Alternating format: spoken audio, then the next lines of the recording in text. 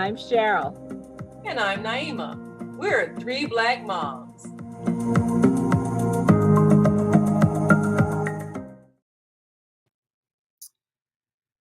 Well, this country is in uproar. So much about our sexuality as women becomes part of law. But as the country reels from the decision of the Supreme Court of Roe versus Wade and the rights to women's health,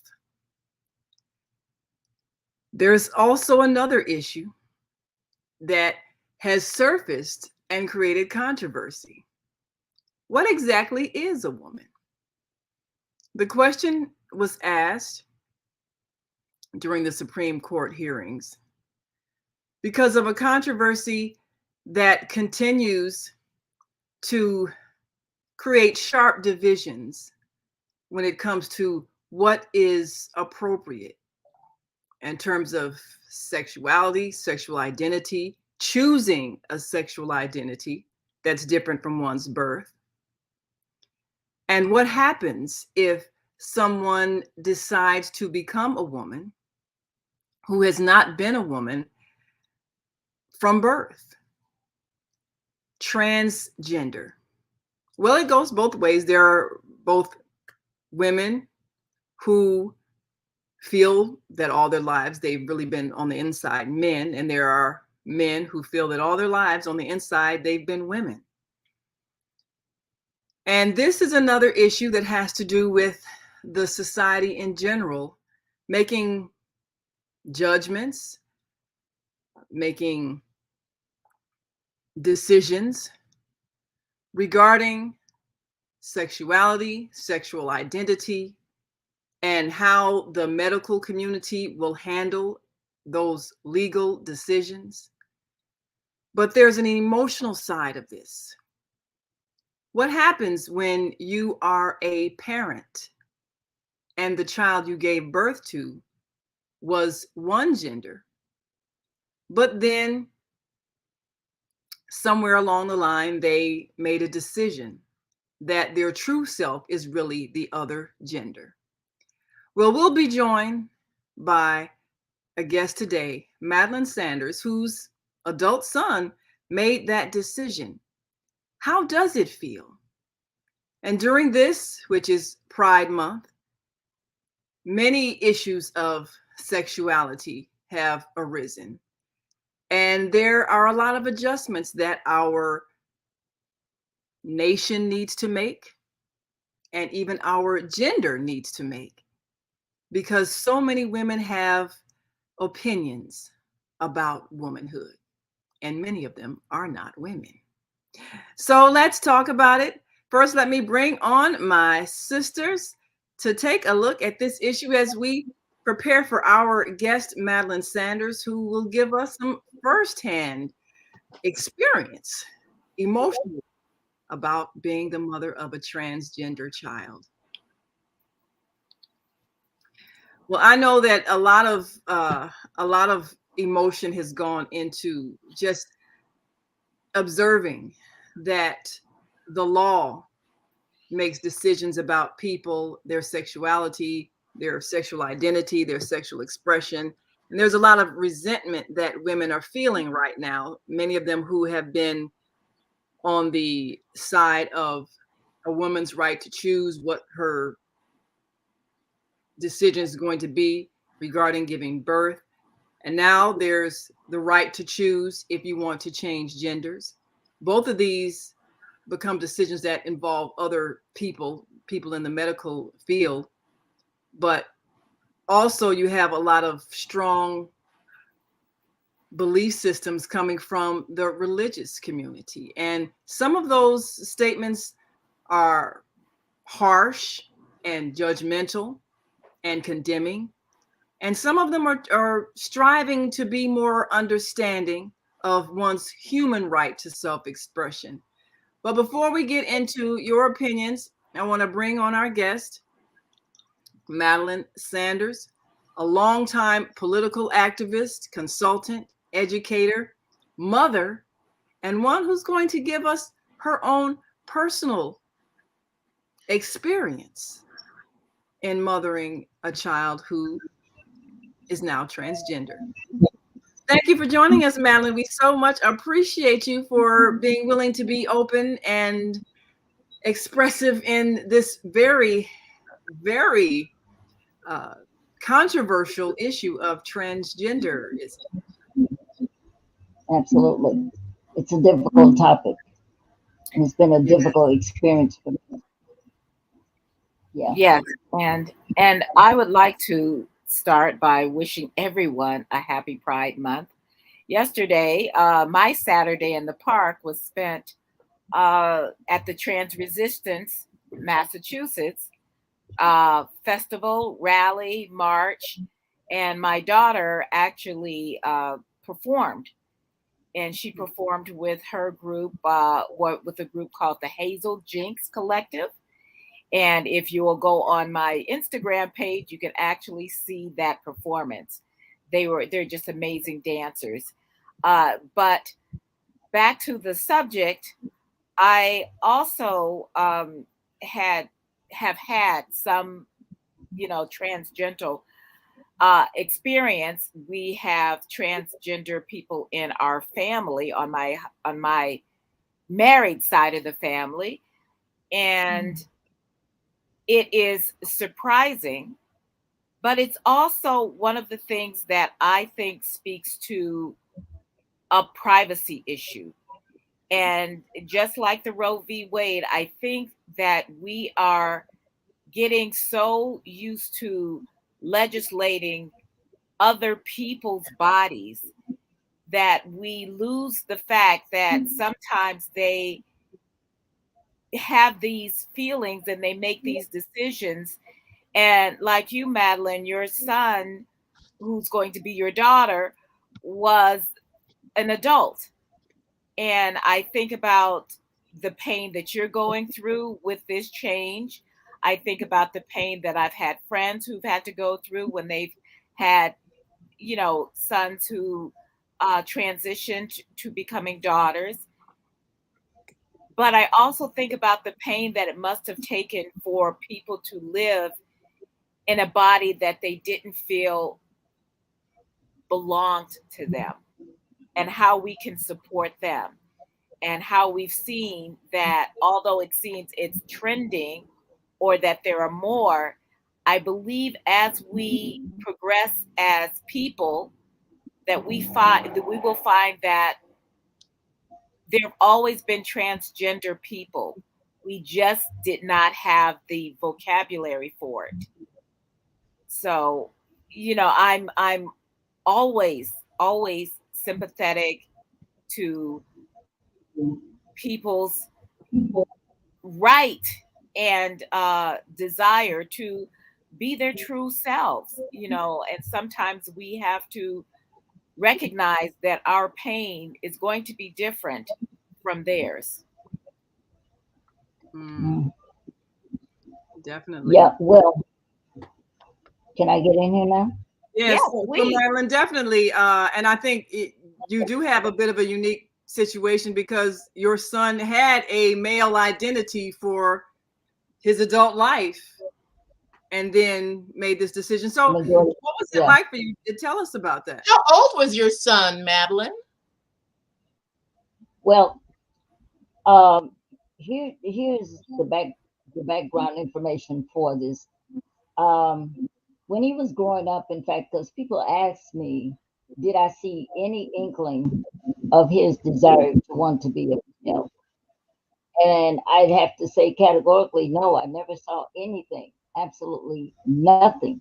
Not him trying to uh, wear clothes similar to what I wear, or adult type wear, or I never saw him do anything that suggested that he was more in tune to wanting to be a female than a male.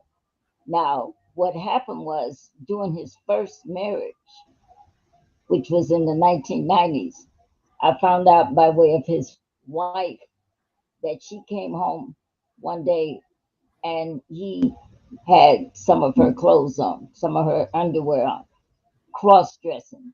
That was the first time that I got an inkling that there was an issue with him and his identity.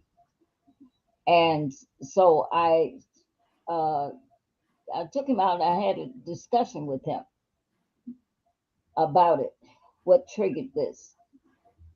One thing that he said to me was that putting on female clothing enabled him to deal with stress. And I thought that was interesting because I had seen around the time when we had that discussion, I had seen a television program, in fact, where it was a white guy that I saw, and he was talking about his interest to want to be a woman. But what he said was specifically was that for him, just like my son said, putting on women's clothes enabled him to deal with the stress in his life. Now, I'm gonna go back again as I'm thinking about this. I remember one time when my son was about he this was during his puberty years, and one day we were on the way somewhere, and he said to me, um, "Is he was about 7 or 8 years old? He's really a smart guy." Uh, what he said was, "It's difficult being a black man in America." And I said, I agreed with them. I said, yes, it is for a variety of reasons. And we had a conversation about it. And his growing up, doing his growing up experience, and in fact, I've always tried to support him and let him know, yes, it is tough for a black man to grow up in America, which we well know grew up on racism. And black males in this country have always been marginalized. The attempt to emasculate them, to make them feel less than. And I've had conversations even with a number of friends of mine who are black men, and they've talked about their experience in dealing with white men. Uh, Now, my son and I, we've lived in both California and Chicago. He was born and grew up in Chicago. He lived here initially until he was about 4 years old, and then we moved to California. So he had experiences out there in Northern California. And in fact, his experiences were not with all blacks because of the area where we lived. He had both white and black friends. So he saw the whole spectrum in terms of the race thing. And like I said, I've always tried to support him in whatever it is that he has encountered. But when I got this story from his first wife, and by the way, he's been married 4 times, and he's married to a woman. The last time I talked to him, which was last year in April, um, he told me that he was still married. He's married to a white woman. I also asked him if he had gone as far as getting the surgery to change his genitalia, and he said he had not. Mhm. Now, here's some strange things about his entry into this whole transgender process. At one point, I found out he was going around he had told some individuals that he was born a hermaphrodite. Let that resonate. Marinate on that for a minute. A Yes, hermaphrodite. And I yes, we said, call what that the hell are you intersex now. Yeah. Yeah. So what's the name for it now? say? What? Intersex. It's when people were born with ambiguous or both Genitalia. genitalia. Yes. Yeah. And usually they don't make a decision Male as and female. to call you until after puberty. Well, sometimes they used to Well, I actually can make tell you decisions this. when they were children, when they were infants, and somebody would choose which one Mm. to Remove. decide to get rid of. Yes. Yeah. So go ahead, And I know Madeline. that that can happen. That's what we call In the world of science, we call that a gene mutation Yes. because I know that children can be born with both genitalia. And yes, the parents have to make a decision about which one they want to go towards, male or Mm-hmm. female. That is called a gene mutation. Now, I can tell you for a fact, absolutely categorically, he was not born with any such mutation. He was born a 7 pound, 13 ounce, healthy baby boy, period. That was Mm. it. So that other stuff that I was hearing about, I said immediately, this he's a man at this point when when I'm finding all this stuff out. He's got a gender identity problem. Period. Why would you go around saying some stuff like that? He's 6'3" and a half, nice Mm. looking guy, got all the testosterone in the world, very robust. So, Nothing about him, if you saw him walking down the street, would suggest that he's trying to be effeminate. so So was he in I sports and all the characterize other, that you know, conversation. so what He was was in he? sports. In fact, well, I didn't push him to go. I can tell you this, guys. I took him to the Y when he was like 3 or 4 years old to learn how to swim. I didn't want him to grow up being afraid of water. So the first thing that I did was I made sure that he learned to swim, and he's an excellent swimmer. I did not push him into basketball or football Mhm. um, Mhm. because I did not think that he needed to do either one of those to get a scholarship, let's say, for college. Because when I started school, I went to undergraduate school at Northwestern. And I know that in a lot of these colleges and universities, once you go there and you're an alumni of the school, your kids can get in if they got, the test scores. And I knew he would have the test scores and all that. So I wasn't worried about whether he would get money for school, much less get accepted. So I didn't push the whole basketball, football thing. And I'm saying that because sometimes I wonder if that would have even helped his gender progression as a man. Because here's one thing that happened, and it was a real tragedy for me. His father and I did not get married. And in fact, when I got pregnant, his father had come to Chicago. He previously lived in California. He came here for 3.5 days. And I found out a month plus later, I was pregnant. Mm. So did he not have a relationship with And his father at all? so there was some,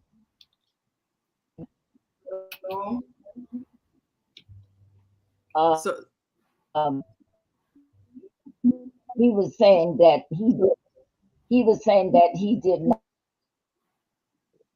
institution of marriage. That's what his father said.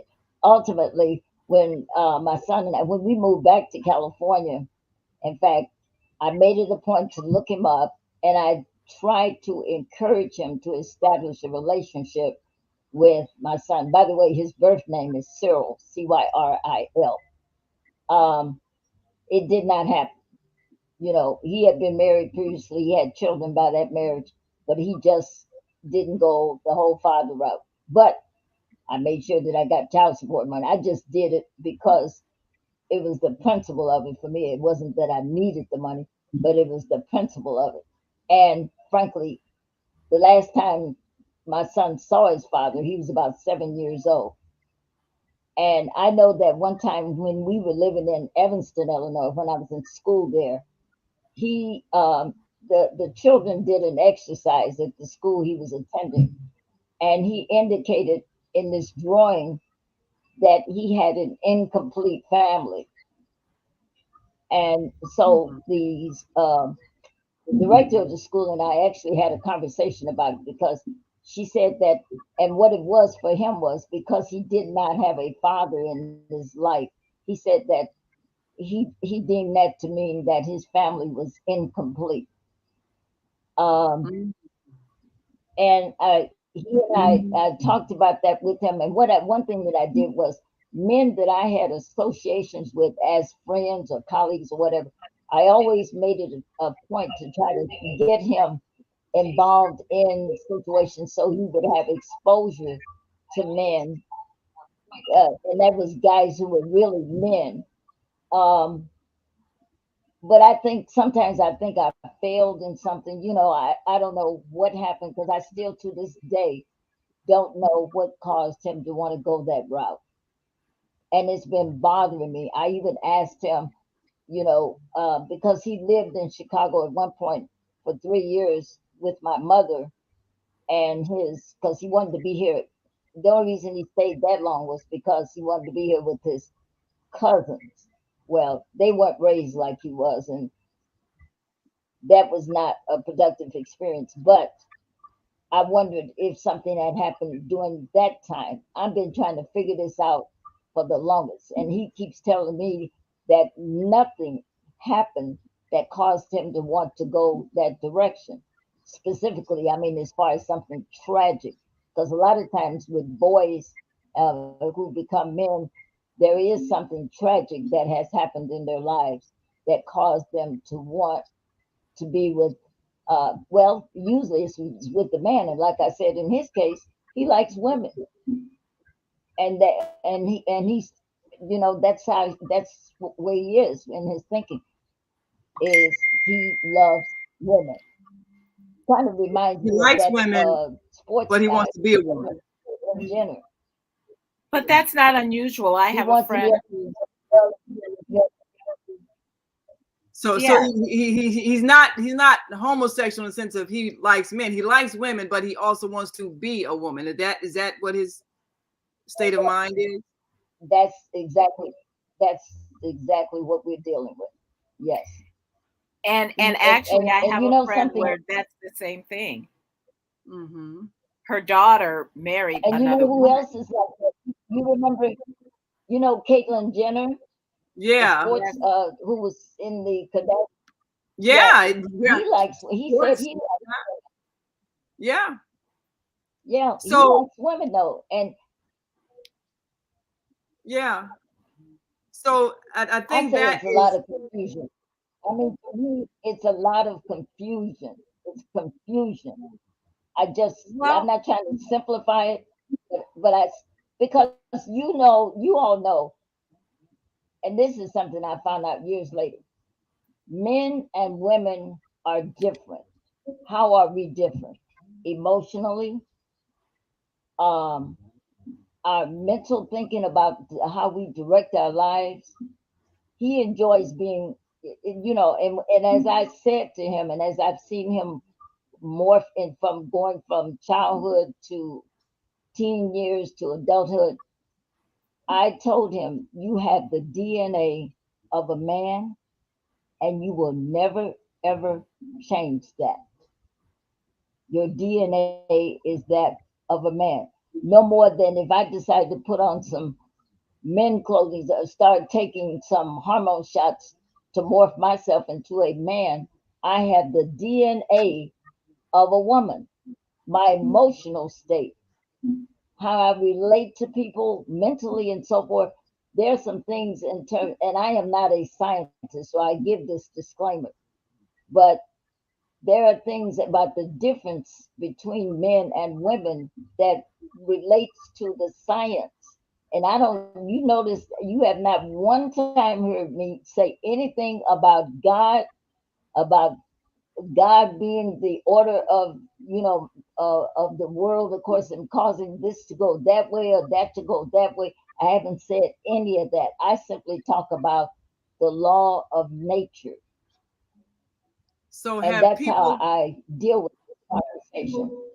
So Madeline, have people who are religious or look at it from a religious point of view given you that perspective, or come up with, well, I think maybe God is trying to tell you something, or I mean, have you had to deal with that sort of response from people because they're there does seem to be a very very judgmental response from the religious community when it comes to gender, changing genders, uh, defining sexuality and all of these kinds of things, because that's the only way that the religious community knows how to respond to it. They don't have the science or any other thing other than what they have in the scriptures. Have you had that experience where people I've had are, conversations like that with people. I've had conversations because I grew up in a Pentecostal home, in fact.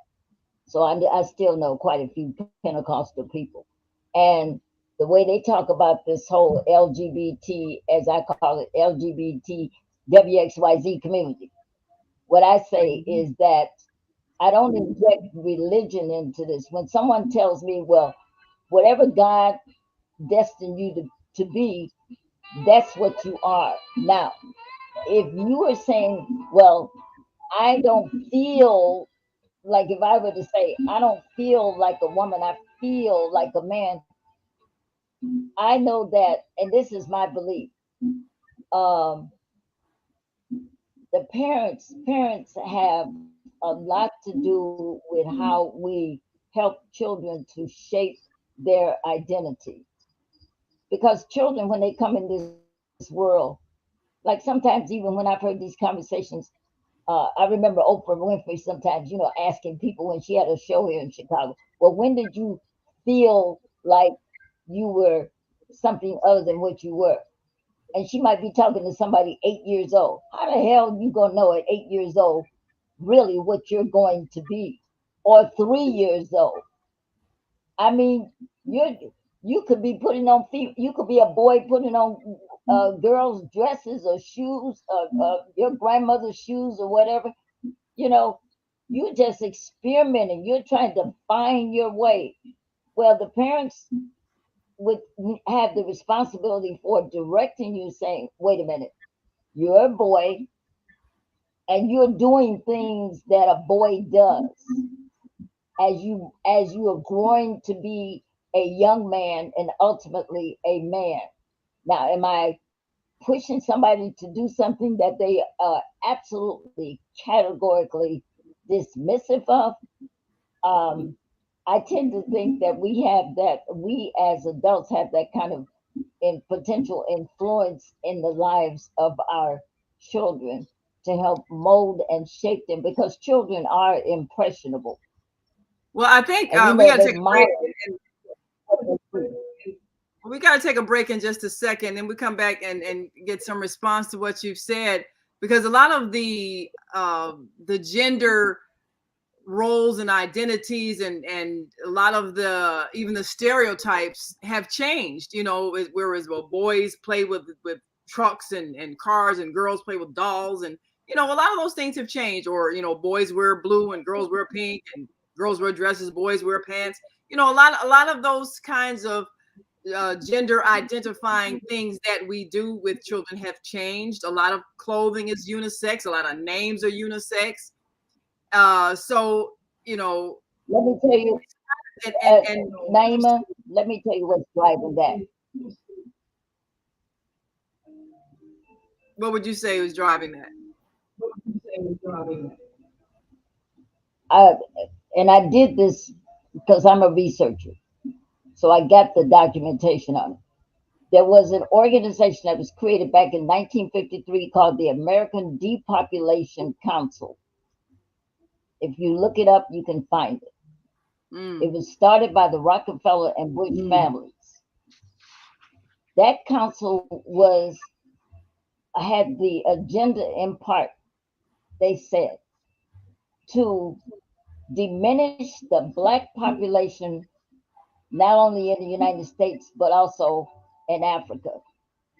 And they said in what I was reading, that the way to accomplish that was to introduce homosexuality into the black community. Well, I've It's certainly in what heard I was that. looking at. I've heard that being said. I've heard a lot of that conjecture. But we got to take a break, and when we come back, we'll address that thought and also some other thoughts when it comes to gender identity, sexuality, a woman's body, and what happens if someone wants to change their body into a woman. And ultimately, what does a mother do, and how does she respond when her child chooses to change their gender? We'll be right back after this quick break. And if you are watching and want to respond, feel free to write in your comments. We'll share them with our viewing audience. We'll be right back with our guest, Madeline Sanders. And we are talking about how can a mother respond when her child is transgender. We'll be back in a moment. Stay with us. The Female Solution Global Radio TV Show invites you to an invigorating conversation with our team of hosts Monday through Friday, 7 a.m. to 9 a.m. Central Time. Start your week with Monday Morning Mindfulness with Zelda Speaks. Tuesdays, Self-Cell Care with Jody Susan. Wednesdays, Repairing Broken Families with Naima Latif and co-host Kareem Hamid. Thursdays, Soulful Solutions with Dr. Debbie Green. And Fridays, Health and Wellbeing with Beata. Saturdays, tune in 12 noon to 2 p.m. Central Time. First Saturday, Success Strategies with Jana. Second Saturday, Wendy Williams Esquire on relationships. Third Saturday, Move Around with Deborah. And fourth Saturday, Wisdom with Mama D. Join us Sundays, 7 p.m. to 9 p.m. Central Time for Soul Purpose Healing with Beata. Call in and comment 515-605-9325. Press 1 to speak to the host and be a part of the solution.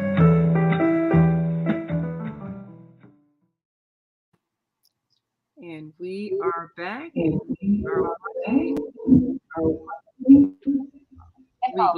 got an echo. I think somebody may need to close a window on their computer. I don't think I have anything else open myself. Okay. Let me check. So now I would like to make a comment because Madeline, I'd really like to commend you and thank you for your openness and your honesty. I know that you love your son, and as most parents, we love our children. There isn't anything that we would not do for them. We would jump in front of a train for our kids. We take a bullet for our children. And this great love that we have for our kids, we don't want them to go through any pain. We don't want them to have to go through any suffering. Especially we as moms, if we can fix it, we will, because we know some of the hazards of life. We've lived through some difficult times ourselves. We've grown up in a society that has put our community at second class, and we're still battling through those things, however we can navigate them. And, if your child asks for bread, would you give them a stone? Or if your child asks for fish, would you give him a snake? No, we are not like that. We love our kids. And at the same time, since we are talking also about young children wanting to be the opposite sex of what they are, we have to be that kind of parent that is willing to say, you can't have everything that you want.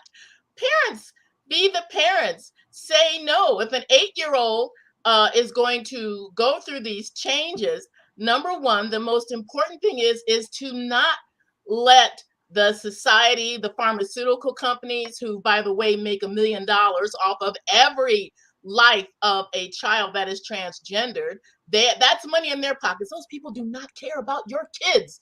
The pharmaceutical companies do not care about your kids. That's why they are pushing those hormone blockers. And let's change them to be what they want to be, because, of course, an 8-year-old knows his own mind. And I know as a teacher dealing with kids in these issues, these children, they're going through things in their lives and at home, but no one ever died from going through puberty. Yes, there are struggles, and yes, there are hard times, especially if you're the kid that nobody likes, and then you're also going through this major hormonal change.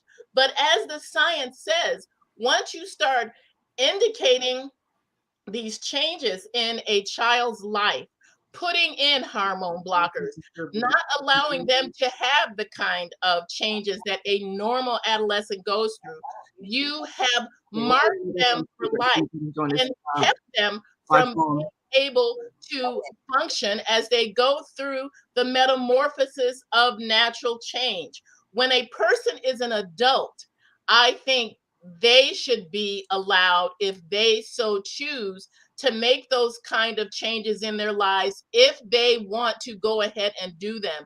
But it is wrong to push that kind of thing on a child. I know just from watching a couple of documentaries, Matt Walsh's What is a Woman, for instance, there are people who, even as adults, got the change and wish that they hadn't because they can't go back after they've done that. I had a friend, Perry Desmond, who died in the 80s. He was known as the South's most beautiful boy. He was a transsexual. In his book, he describes a whole change. He had his genitalia removed and then had to keep being on hormones to maintain that life. But then he died before the age of 40, not before he changed back from a woman into a man and decided that this is how he was meant to be. God intervened in this man's life. He became a born again Christian. He completely changed everything. He called himself a transformed transsexual. And there are a number of people who will tell you, even as adults, if they've had that change, they go through an extra set of difficulties to navigate their lives toward fulfillment.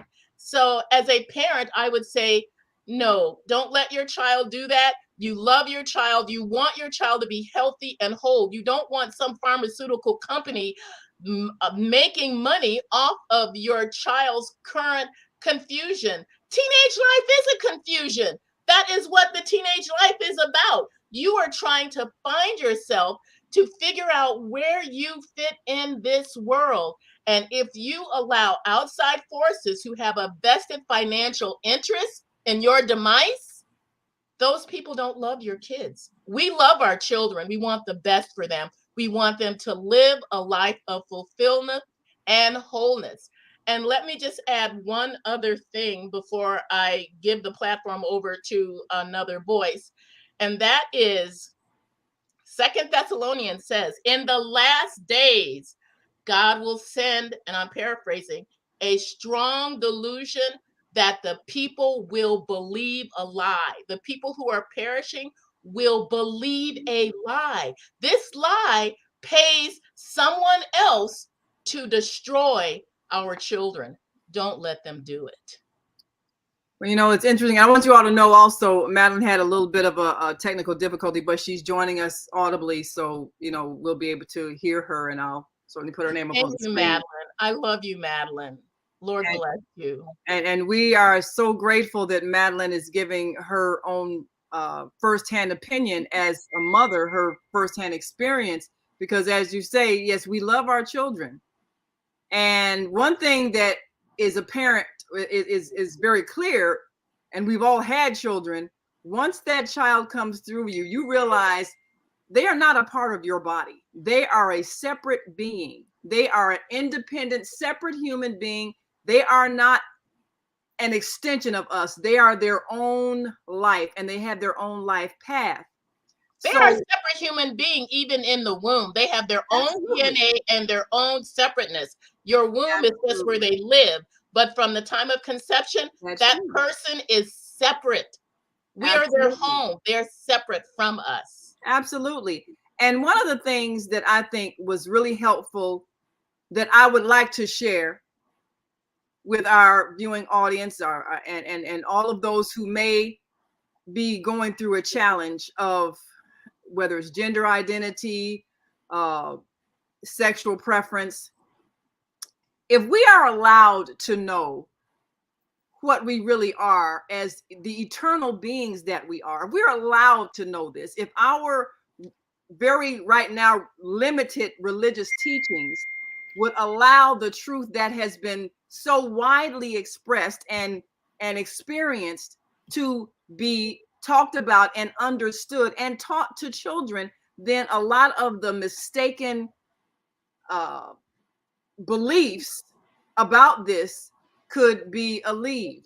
You know, even the self-blame, or what did I do wrong, or and parents go through that. Every mother does that. When their kid messes up in some small area, it's like, what But did I do? What did I do? the thing is, though, and it's important for us to understand, and I've been studying Dolores Cannon, who has done thousands and thousands and thousands of past life regressions as a hypnotherapist, a world-renowned hypnotherapist. There is a reality of life that our religions are not allowing to be told because of the intention to control people through fear. But if you understood that you have many, many, many, many life experiences as both genders, and those life experiences sometimes, and another life experience can bleed through to the one that you're currently in.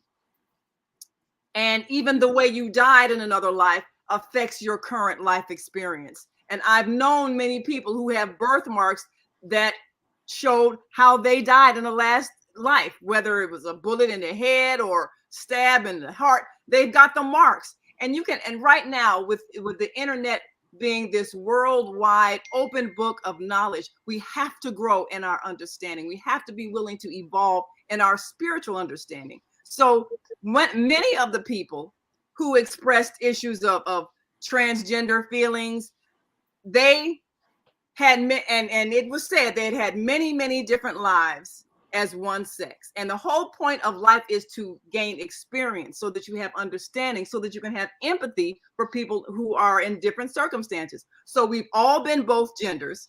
We've all been all different races. We've lived on all the continents. We've all had many, many life experiences. But when a person realizes that maybe they've had too many experiences as one gender, and so they plan the next life, they're going to change genders. Well, sometimes that first time they make the switch, they still are feeling like the other gender. So if you've been for, say, 20 different lives, you've been a female, and then you say, well, I need more sensitivity to what the female experience is like. What the male experience is like, because I've been a female all these times. I really need to understand men. So you make that decision. And we do decide. We decide our parents. It's not, there are no accidental births. This is a pre-birth decision. You plan who your parents are going to be.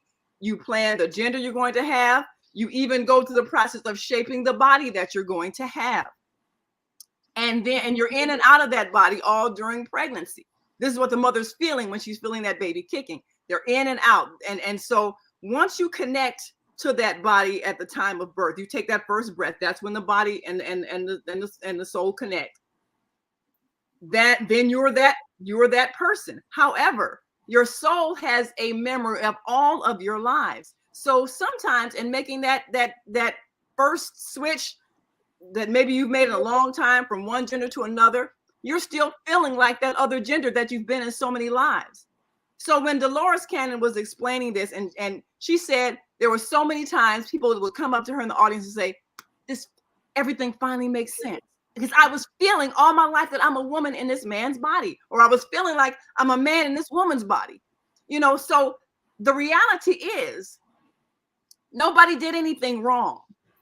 We're all having different life experiences as different genders.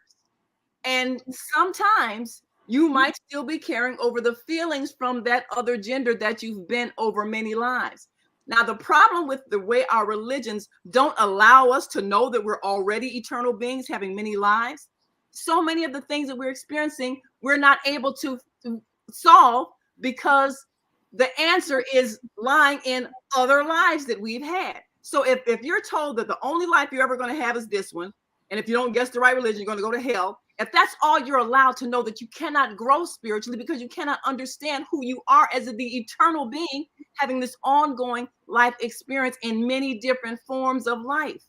Not only have a very interesting new age concept that I've heard. New age. It's not new age now. It's where you got that from? Well, tell me where did you first learn this? Because it would seem to me if we have all these past lives, we should have gotten the world in a better shape than it is now, don't you think? Well, those who forget the past are doomed to repeat it. Absolutely. And it's funny that you should say this, Naima, because this morning I actually I preached, because we're literally between pastors. Our pastor left last week and our new pastor starts this week. So as lay leader, I did the message, and I used your recommendation, the book Jesus, My Autobiography, as the basis for my inspiration for my sermon about what kind of God do we want? Because we tend to, instead of us being in God's image, we want to form the God we want in our image. Yes. So we don't understand that some people may be transgender, just as they may know it from the time they're 3 or 4 years old. And I've known people who said they were gay and they knew that at the time they were children. And yes, children are aware. And when they're 8 years old, and yes, they do know, they are aware if you listen to your children. And also, a lot of times kids didn't have the vocabulary that they have now. The things that we thought were truth 2,000 years ago, we understand to be different. We understand schizophrenia as opposed, and hearing voices, as opposed to demons being cast out. We understand more as we learn. The vocabulary that people had back then, they did not have that they have now. So I'm for, yes, parents. I would never tell a parent, well, don't do this because someone is taking advantage of you. Parents, listen to your children, because sometimes, and there was a great woman on Instagram who said she explained transgender children to her 6-year-old. And this is the way she asked her. She said, do you know if you're a boy or girl? She says, I'm a girl. She says, well, do you know this by your body or by your brain and your heart? She says, by my brain and my heart. And she says, well, what if there is a boy who thought he was a girl, but he had a boy's body, but his brain and his heart told him that he was a girl? And what would you change? And she said, I would go with my brain and my heart. So if you think of it that way, that the way people see themselves, and I've also seen children, they've gone before Congress where they talk about the whole thing, and these little children are saying, this is who I am. Now, whether you agree or whether we agree or not, that still comes down to what the parent, the child, and the pediatrician in that family. I think it's really hard for us to say, well, this was my experience or this was other people's experience, so I am going to blanketly say no one should have that experience. I think if we, not so much new age, if we understand that there is more in heaven and earth that are dreamt of in our philosophies, thank you, William Shakespeare. Yes, that is true. That we will be open to the fact that maybe we don't have all the answers. And the thing is, you can't have the answers if you don't have the information. And if you're not allowed to have information because your religious communities or your religious structures are bent on keeping people in a state of ignorance. This was the purpose of Jesus coming, to remove the ignorance. Because when I agree with that about ignorance being removed. Absolutely. Misinformation. Who came from heaven, who was the bread of heaven. And we all did. We all came from God. But that's not true. We all came from God. We're finite. God is eternal. We're not. We God. are all the this is why we can't get past judging people.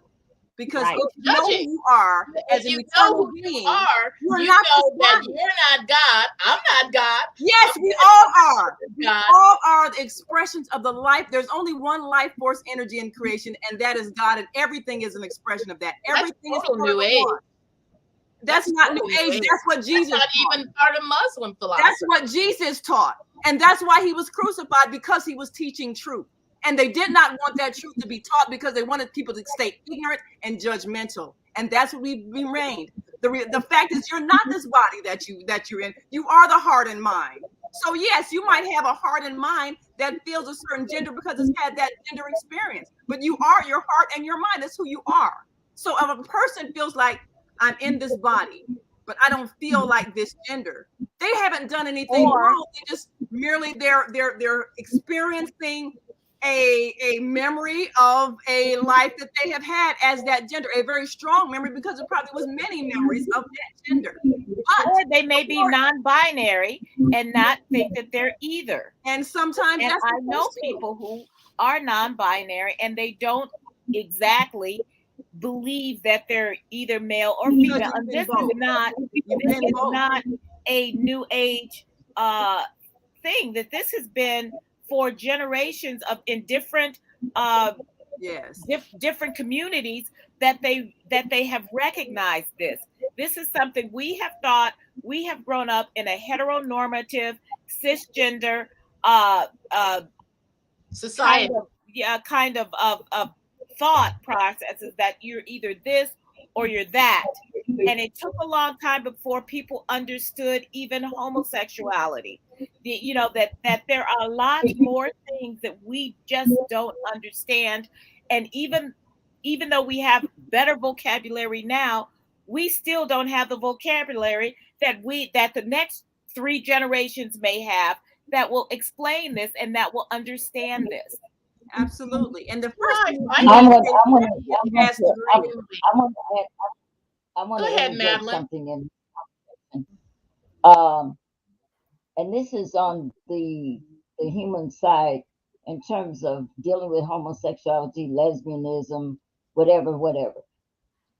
Number one, I have a friend of mine's daughter is a surgical nurse. She works on the north side of Chicago at one of the north side hospitals. She said one of the major surgeries that they perform at that hospital is men coming in there who are gay, who have had so much experience with um, anal sex and the penetration of the penis into their anus. And we know the anus muscle, unlike the vagina area, was not designed for stretching. She said they've had tons and tons of men coming to that hospital having to get surgery to fix their damn muscles because they can't even have a decent bowel movement. The bowels just simply fall out rather than the way they're supposed to come out of the anus because of having anal sex. That's one of the problems that has occurred. And we don't talk about that stuff. See, what I hear out here a lot of times is, what's wrong with loving the person that you want to? Well, if you say it in that context, somebody would say, there's nothing wrong with loving whoever you want to. But think about the repercussions. And one of those is what she was describing to me that happens. Here's something else that I thought about. Because I know we all have people who are either homosexuals. I got a nephew who's gay, a couple of nephews who are gay. I got a niece who is a lesbian. I got a couple of them. Here's something else that I thought about. And she and I had this one niece and I've had this very intense conversation. One day we had a whole debate when I found out that lesbian women use a dildo. The stud uses a dildo. And I said to her, you mean to tell me that you would rather have a dildo up your vagina rather than a penis? Are you serious? And she said, well, the dildo does not have a climax. You don't get, it doesn't go soft. Of course, we know that. And I'm thinking to myself, what would be the ultimate experience with the vagina where you constantly have something that's hard going in and out of your vagina as opposed to a penis which is has an erection, you have a climax, the penis gets soft, and it's over. What kind of experience is that?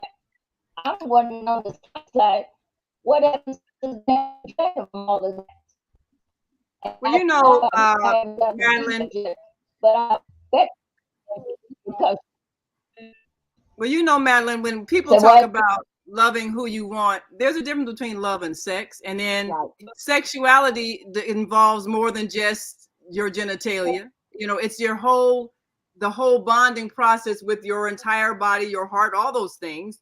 So what you do Listen, physically with your body and whether it is harmful, those are the things, the intimate decisions that the two people make based on the understanding of the workings of their body.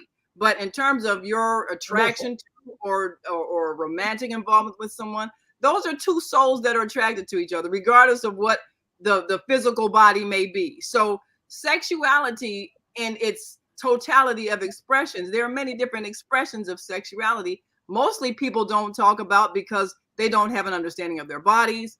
They don't understand how their bodies work. They don't understand how to keep their bodies healthy. And they've been afraid of their bodies because a lot of the religious teaching has been condemnatory rather than educational. So if we would take responsibility for knowing I our body, understand. even when it comes to pregnancies, knowing your body's cycle so that you can make decisions as to when you are going to be ready to be impregnated and when you are engaging in intimacy without that intention. We haven't even been allowed to talk about that because, again, condemning the act of sex itself. So all of this really has to do with us being able to grow up as adult human beings, to grow up about our bodies, about sexuality, about our immortality, about all of these things that we have not been allowed to know or understand or even talk about, so that people could feel that they could be themselves and not be condemned. And that's ultimately what we need to learn how to do. Love each other for who we are and accept each other for whatever we are, and help each other understand their life path and the fact that this life is to teach them something and ultimately to help them learn how to love. And when we can do Amen. that, then Amen to I that. understand. And Naima, I understand what you're saying. I'm gonna give you one other point here. This one niece invited me to her birthday party. Uh, this is the one who's a lesbian. Invited me to her birthday party, and I went. And I can tell you what I saw. It was so over the top, and it was primarily lesbian women who were there. When I walked in the door, I saw people walking around half naked.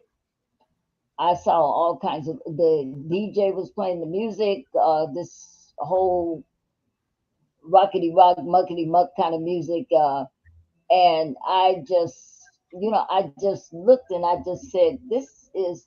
I mean, there was no class, no women showing no class, no elegance, no um, reservedness about their bodies. Speaking of our bodies, I saw all of that behavior. I saw people at one point, because I went up to the DJ and I told him I wanted him to play this one record before I left. It was by Robin Thicke, "Take Me Higher," and I said, and when he put that record on, in fact, everybody stopped all the bullshit and they started dancing. But before that happened, I saw people. I mean, it was women. Excuse my being very raw. Women eating pussy eating, bam, dance. Madeline, Where does that kind of shit happen? I mean, the bottom line is but there was Madeline, nothing about that was classy. It just but Madeline, diminished the I whole understand you were concept offended, of Madeline. womanhood. But Madeline, I understand you were offended, but also It doesn't realize matter. your I niece wasn't offended. invited you You know because what? she Wait. trusted that you would accept her for who she is. That's why she invited you. And how, even And I though have, and I according to tell your her, standard, I love it her was because offensive, she is my. right? And she believed that you could accept her for who she is and however she expresses herself. And that's the challenge that we have in this society. Are we able to accept various expressions of sexuality, which is very private and personal between people? But that Are we you able to gotta look accept at. people's decisions as to their identity? Are we able to love them and not judge them and condemn them? Are we able to understand the purpose of our life here, which happens to be inside a body, is not the only body we're going to experience life in. So are we able to empathize with other people and their life experience? That's the challenge that we have. And I think when a mother has a child that's transgender, they have to really look at, regardless of how, if they change the body they're in or they not, they're still that same soul. That's the soul that came through you. That's the soul that you love. And that's the soul that deserves to have whatever life experience they choose to have for their own life. And be nurtured and loved and accepted. And that's what we all deserve, regardless of how we express our lives. I would say, guys, yes. We thank you, Madeline. We've got to go. We thank you so much, Madeline. It took a lot of courage to be open and to express the thoughts that you have. And it is a life journey. And your son, daughter, whatever he, she, they choose to be, they're still the child that chose to come through you because they knew you had the power to love them. And that's important. Yeah. So we thank you all. Thank you all for joining us today. Feel free to write in your comments, and even feel free to suggest topics, because being a mother involves a whole lot, and so much of shaping the next generation depends on our wisdom. So thank you all for joining us today. Make sure you like our Facebook page and subscribe to our YouTube channel, 3 Black Moms. Thank you so much, Madeline. Until next time, I'm Naima. I'm Cheryl. I'm Barbara. Okay. And we have Madeline for Black Moms. Bye. See you next time. Bye-bye.